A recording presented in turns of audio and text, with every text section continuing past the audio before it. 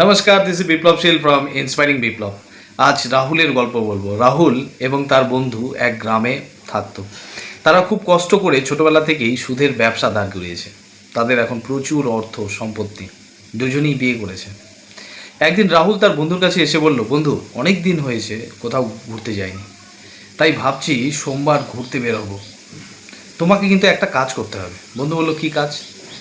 বলছে, এখন যা দেশে চুরি বেড়েছে, যদি আমি আমার সম্পদের বাক্সটি, টাকার বাক্স যদি বাড়িতে রাখি, হয়তো চুরি হয়ে যেতে পারে, তাই সেটি কিন্তু তোমার কাছে রেখে যাব।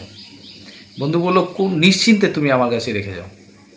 ঠিক কথা মতো পরের দিন রাহুল তার বন্ধুর কাছে টাকার বাক্স নিয়ে এলো এবং সেখানে রেখে দিল। এভাবে বন্ধু এক সপ্তাহ পর, রাহুল যখন এক সপ্তাহ পর বন্ধুর কাছে আসলো, তখন বন্ধুকে দেখে রাহুলের কিছু দুশ্চিন্তা হলো। কীরকম? বন্ধু মাথায় হাত দিয়ে বসে আছে। বলছি, কী হয়েছে বন্ধু? বলছে, আর বলো না বন্ধু, তুমি যে টাকার বাক্সটা দিয়েছিলে সেটি আমি রেখেছিলাম। তুমি যেখানে রেখেছিলে একটু সরিয়ে আমি ঘরের ভিতরে রেখেছিলাম। দেখো কি অবস্থা হয়েছে, টাকার বাক্স পুরো পিঁপড়ে খেয়ে দিয়েছে। রাহুল ভাবলো, টাকার বাক্স পিঁপড়ে কি করে খাবে? বলছে, এটাই বাস্তব, দেখো তোমার পুরো টাকা শেষ, বাক্সও পিঁপড়ে খেয়ে ফেলেছে। রাহুলের বুঝতে অসুবিধা হলো না যে বন্ধু তাকে ঠকালো। সে চুপচাপ সেখান থেকে ফিরে গেল। বলল, ঠিক আছে বন্ধু, কোনো ব্যাপার না, আবার আমি টাকা উপার্জন করব। কিছুদিন পর সেই বন্ধু রাহুলের কাছে তার ছেলেকে নিয়ে আসছে। বলছে, বন্ধু, তুমি যখন ঘুরতে গেলে তখন তো তোমার সম্পত্তি আমাকে দিয়ে গিয়েছিলে। আজ আমি আমার ছেলেকে তোমার কাছে দিয়ে যাচ্ছি, একটু দেখে রাখো, আমি এক সপ্তাহে চলে আসবো, একটা বিয়ে বাড়িতে যাব। বন্ধু বলল, ঠিক আছে, তুমি চলে যাও। যখন বন্ধু ফিরে আসলো রাহুলের কাছে, তখন দেখলো যে তার ছেলে বাদর হয়ে গেছে। রাহুল একটা বাদরকে নিয়ে খেলছে। তখন বন্ধু বলল, রাহুল, তুমি কোথা থেকে পেলে বাদর? বলছে, তুমি চিনতে পারছো না, এটা তো তোমারই ছেলে।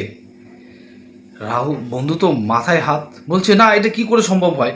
ছেলে কোনোদিন আমার বাদর হয়ে যেতে পারে? মানুষ কোনোদিন বাদর হয়? তখন রাহুল বলছে, বন্ধু, পিঁপড়ে যদি কাঠের বাক্স খেয়ে নিতে পারে, তাহলে বাদর, মানুষের ছেলে কেন বাদর হতে পারবে না? এখন পৃথিবীতে যা যা অদ্ভুত ঘটনা ঘটছে সবই সম্ভব। বন্ধু তার ভুল বুঝতে পারলো এবং সে ক্ষমা চেয়ে নিল রাহুলের কাছে।